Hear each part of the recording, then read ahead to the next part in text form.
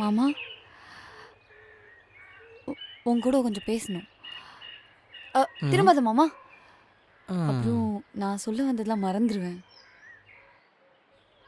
என்னதான் உன் கூட சண்டை போட்டாலும் எனக்கு உன்னை ரொம்ப பிடிக்கும் மாமா.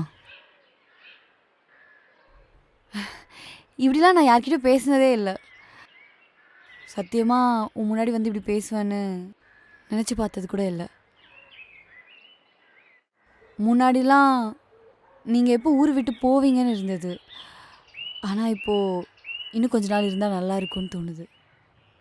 அதுவும் இல்லாமல் நான் லவ்லி. இம்ப்ரெஸ்ட். ரஹ்மான் தாயா.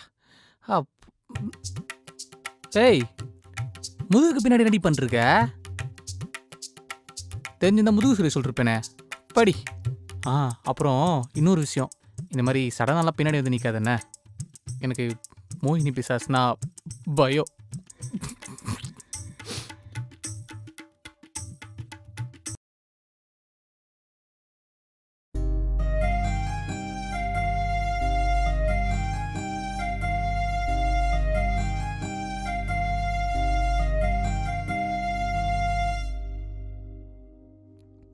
பூர்ணி, ஊருக்கு கிளம்புறேன். தெரியும் மாமா. நேற்றுக்கு நீ ஏதோ பேசின, அதை மதிக்காமல் நான் ஜாலியாக பாட்டு கேட்டு வெறுப்பேற்றிட்டேன்ல.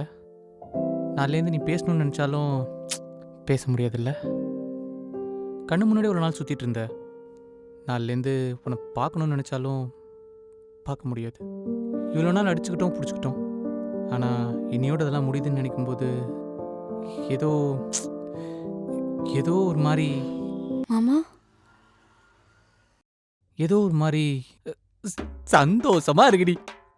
அப்பா, நிம்மதியா இருப்பேன். நாளையிலேருந்து இந்த முகரையை பார்க்க வேணாம் பாரு மாமா அப்படின்னு அந்த குரல் கேட்கவே வேணாம். சண்டையே இல்லாம நான் நிம்மதியா இருப்பேன், ஜாலியா இருப்பேன். பாய். முக்கியமா ஒரு விஷயம், சென்னை பக்கம் வந்துடாத.